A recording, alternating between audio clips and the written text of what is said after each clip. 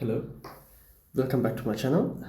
The next topic that we are going to discuss about in the posterior abdominal wall is the abdominal aorta, the muscles and the branches of the abdominal aorta, and the hernias and the clinical points. The muscles, there are main two types of muscle. The main one is quadratus lumborum. The other muscle is the psoas major. We will discuss about it later, but for now we will discuss about the quadratus lumborum muscle, the QL muscle.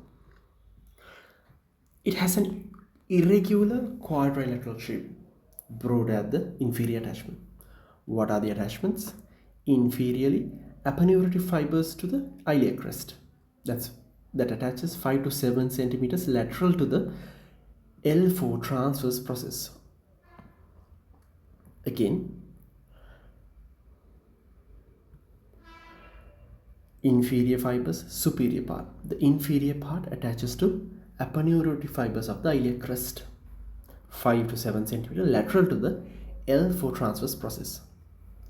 Superior part attaches to anterior surface of 12th rib, lateral surface of T12, and the transverse process of upper 4 lumbar vertebra.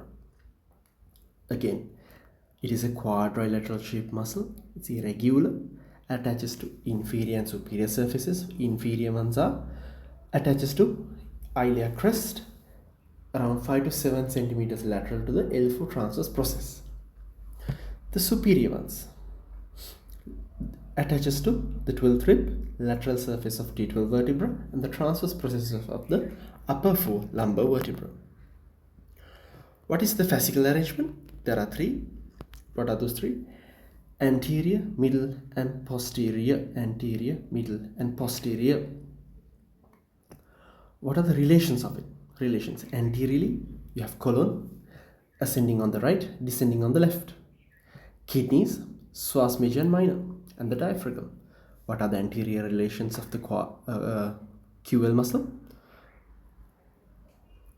Colon, ascending on the right, descending on the left. Kidney, psoas major, minor, and the diaphragm.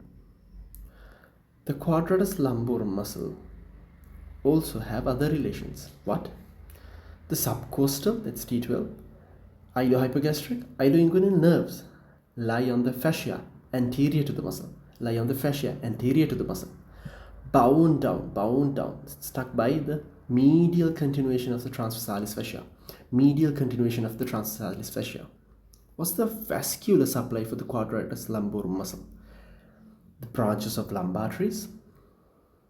Arteria lumbalis imi from median sacral artery. Lumbar branch of iliac lumbar artery. Branches of subcostal artery. What is the vascular supply of quadratus lumborum or QL muscle? Lumbar arteries. Arteria lumbali imi. Lumbar branch of iliac lumbar artery. Branches of subcostal artery. What is the innervation of the QL muscle? The ventral rami of the T12 and upper 3 or 4 lumbar spinal nerves. Innervation for the QL muscle, ventral rami of T12 and upper 3 or 4 lumbar spinal nerves. What is the action of quadratus lumborum muscle? It fixes the 12th rib. It fixes the 12th rib. That is important as you inspire. Acts as a muscle of inspiration by stabilizing lower attachment of the diaphragm. Acts as a muscle of inspiration by stabilizing lower attachments of the diaphragm. Then unilateral contraction. It flexes the vertebral column to the same side. Unilateral contraction flexes the vertebral column to the same side. The bilateral contraction weakly extends the lumbar part of the vertebral column. The bilateral contraction weakly extends the lumbar part of the vertebral column. It undergoes hypertrophy in certain sports. Undergoes hypertrophy in certain sports. This is all about the quadratus lumborum muscle. On the next part, we will discuss about abdominal hernias. Abdominal hernias. Generally, herniation through the posterior abdominal wall is rare without prior surgery.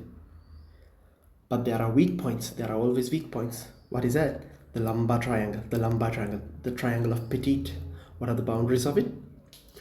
Posterior free border of the external oblique muscle. Posterior free border of the external oblique muscle.